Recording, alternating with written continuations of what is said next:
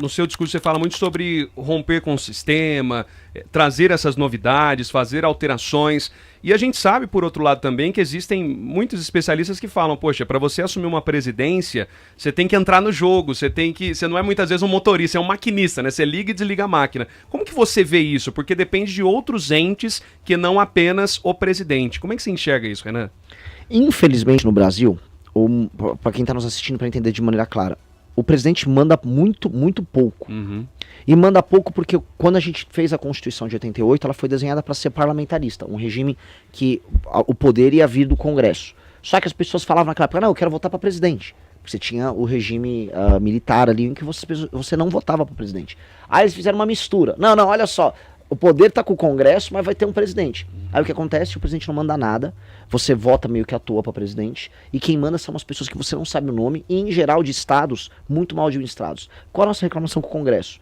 Que até você colocou de maneira precisa e a gente ataca o sistema. O Congresso brasileiro, ele é administrado por pessoas oriundas, vamos dizer, de estados como Alagoas, como Maranhão, como Piauí. Estados que, se você olhar, são os piores estados no Brasil para se viver, com os piores índices de tudo. São lugares com qualidade de vida similar a países da África subsaariana. Então esses caras que são mal administrados não deviam administrar a gente. Poços de Caldas tem um IDH, tem uma qualidade de vida acima da média. Ela não poderia ser administrada, sei lá, pelo Hugo Mota, que é o presidente da Câmara dos Deputados lá da Paraíba. Ou por um cara que é o Alcolumbre, que é do Amapá. Esses caras só têm poder porque a divisão de poderes que eles criam através do sistema eleitoral nosso dá poder demais para os estados pequenos. E os estados pequenos no Brasil são mal administrados. Eu estou indo para uma campanha já avisando que eu vou mudar isso. Não dá. É como se você tivesse um time de futebol que ele foi rebaixado para a Série B, aí você pega os jogadores e o técnico fala, não, esses caras vão administrar a seleção brasileira. É o que o Brasil faz. Quem vende o voto vai ser preso por 10 anos e quem compra voto, político compra voto, preso por 20 anos. Eu vou fundir cidades pequenas e vou botar interventores. Por que o Acre, que se você fosse fazer a repartição, teria no máximo 2 deputados federais, tem 8 deputados federais? Isso é injusto. Isso é injusto com Minas Gerais, isso é injusto com São Paulo, isso é injusto com todo mundo. São Paulo, se fosse ter na métrica correta, São Paulo teria mais de 100 deputados federais. Mas não pode. Então o voto de um paulista vale menos. Muito menos. Só que o paulista é um povo que dá muito resultado, né? Acho que 40% da arrecadação brasileira vem de São Paulo. Quer dizer, São Paulo paga a banda, mas não escolhe a música.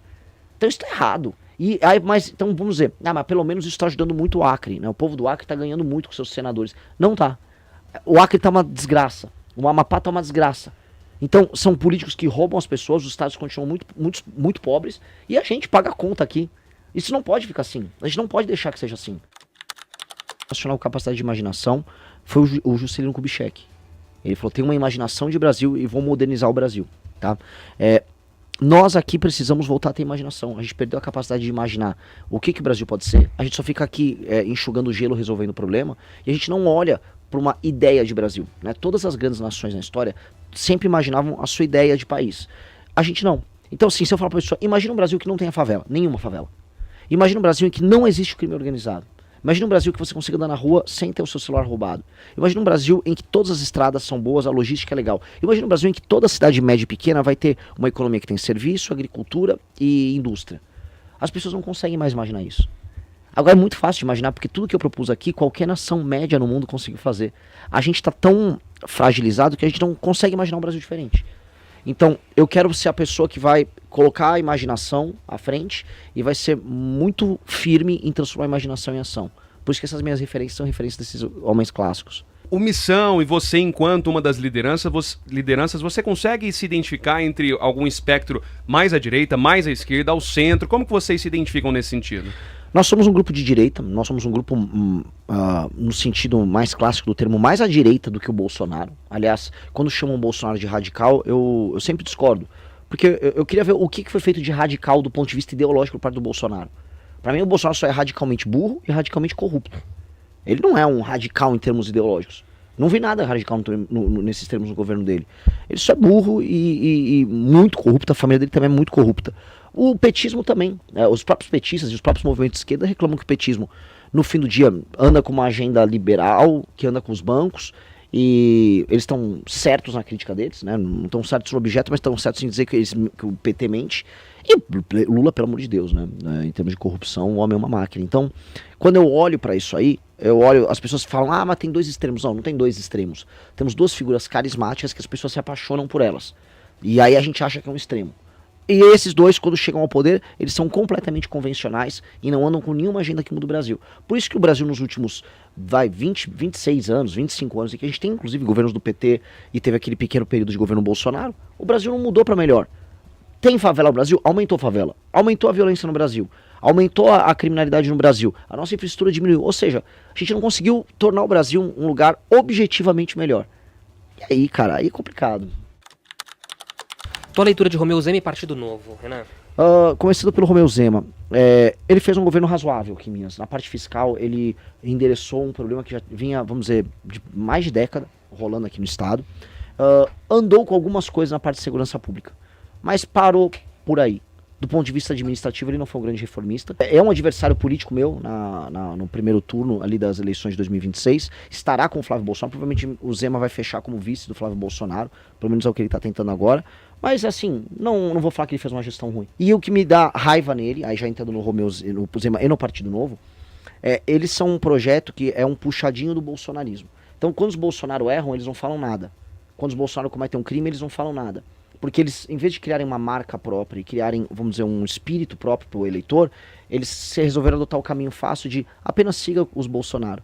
Então o Partido Novo é para o PL o que o PCdoB é para o PT. Partido satélite. É o partido satélite. Qual a tua leitura do Cleitinho? O Cleitinho é um tumor da política brasileira. O Cleitinho, ele é um cara que não tem uma opinião que seja verdadeira dele. O Cleitinho, ele faz pesquisa o tempo todo. O que é popular? Eu apoio. Então ele vai apoiar, sei lá, penas duras pra bandido, escala 6x1. Aí se o Lula falar, dá um vale gás, então dá um vale gás. Ah, não, agora dá um vale de energia elétrica, então dá um vale de energia elétrica. O Cleitinho não tem opinião sobre nada. O Cleitinho, se virar o governador de Minas, se preparem pra calamidade, pra catástrofe que vem aí. Cara, semi-alfabetizado e que faria um governo apenas baseado na própria popularidade dele. As contas públicas iam pro vinagre. Me assusta.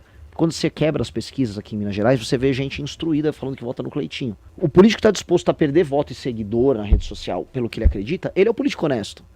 O político que você está sempre concordando com ele, você tem que desconfiar. Porque algo de errado está ali.